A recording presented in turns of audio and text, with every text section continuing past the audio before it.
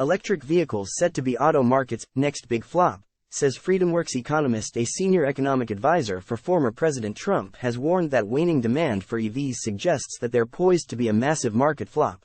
Stephen Moore, senior economist at FreedomWorks and once a senior economic advisor to former President Donald Trump, has issued a grim prediction about America's electric vehicle (EV) market, saying EVs are poised to be automakers' next big flop. Mr. Moore's grim prediction for the EV market came in an interview on Fox News' Varney Co. program on October 30 and an op-ed in the Daily Caller on October 29, in which the economist compared the current EV push to the failed rollout of the Ford Edsel. One of the textbook marketing flops of all time was the Ford Edsel sedan, which was heralded as the hot new car in the late 1950s, he wrote in the op-ed. Time equals 400 ms greater than at the time of the Edsel launch. Automotive experts widely expressed the view that the sedan, named after Henry Ford's son, would be a sure thing. However, instead of sales in the hundreds of thousands, as experts generally predicted at the time, the Edsel sold a paltry 10,000 or so units and was discontinued. A key factor behind the Edsel's flop is, according to Mr. Moore, that the car was pushed on a public that didn't want it. The obvious lesson for the industry: you can't bribe Americans to buy cars they don't want. Given the all-in approach mentality for EVs at Ford and GM, it's clear that Detroit never got this message, he wrote. Time equals 400 ms greater than, even though the Biden administration has been pushing EVs on the public, including an offer of a $7,500 subsidy. Less than 10% of all new car sales over the past 2 years were electric, according to a study published in early September by Go Banking Rates. More recently, executives at General Motors, Ford, and Mercedes-Benz conceded that there's weakening demand for EVs, with some announcing they would pull back on their own EV targets. Mr. Moore says that waning EV demand is a possible signal that, aside from a relatively small fraction of early adopters of new technologies, buyers on the whole are simply not that interested. The Edsel was one of the great flops of all time, Mr. Moore told Fox News in an interview.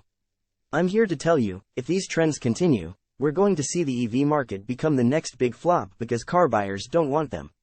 People are finally seeing reality about EV technology, Mr. Toyota told reporters ahead of the Japan Mobility Show in Tokyo last week, speaking in his capacity as the head of the Japan Automobile Manufacturers Association, the organizer of the event.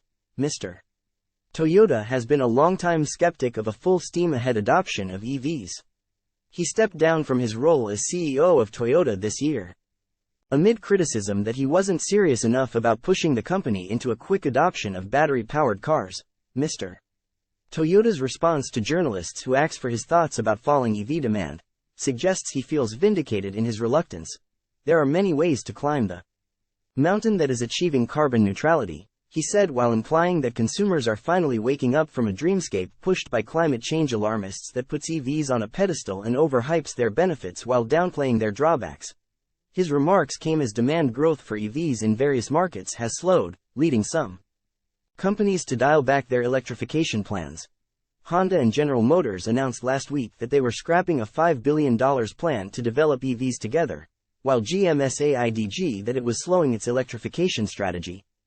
GM is moderating the acceleration of EV production to protect our pricing, adjust to slower near-term growth in demand, and implement engineering changes that will bolster profits, GM Chief Financial Officer Paul Jacobson said during an October 24 earnings call with reporters, in which he revealed that the weeks-long strike by unionized auto workers had already cost the company $800 million and counting.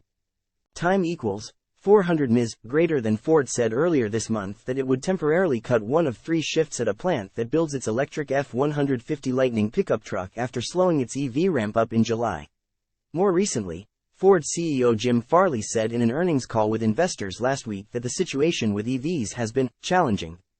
Matter of fact, our business is never short of challenges, especially right now with the evolution of the EV market and new global competitors from China, as well as the technology disruptions, he said.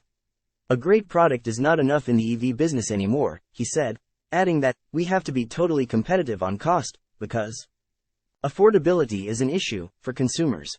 As a result, Ford has suspended $12 billion in EV spending on manufacturing capacity. Given the dynamic EV environment, We are being judicious about our production and adjusting future capacity to better match market demand, said Ford CFO John Lawler on Thursday. All told, we have pushed about $12 billion of EV spend, which includes CapEx, direct investment, and expense, he added. While Mr. Toyota argued at the Japan Auto Show that people were becoming more clear-eyed about the drawbacks of EVs, the current Toyota CEO and President, Koji Sato, talked up their benefits. Mr.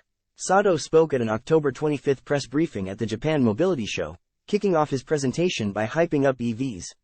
The first story is our future life with battery EVs, he said, according to a transcript of his remarks. They are not only eco-friendly, electric cars also offer their own flavor of driving fun and automotive seasoning. He talked up other apparent benefits of EVs, namely lower center of gravity and a more spacious interior, calling it value that only battery EVs can offer. In these cars, the scenery looks completely different, he said. A recent study by the American Automobile Association, AAA, found that EV range can fall by up to a quarter when the vehicle is carrying heavy loads. Range anxiety remains a top reason consumers are hesitant to switch from gasoline-powered vehicles to EVs, Adrian Woodland, spokesperson for AAA, said in a statement. Another recent study by consultancy Ernst & Young, in collaboration with European energy industry body Eurelectric, found that range anxiety is the second most cited concern about switching to an EV, with a lack of public charging stations in the top spot. Time equals 400 ms, greater than the study points to an estimated need for 68.9 million chargers across the United States and Canada by 2035 to support the pace of the EV transformation. President Joe Biden has set a goal of 50% of all new vehicles by 2030 being either EVs or plug-in hybrids.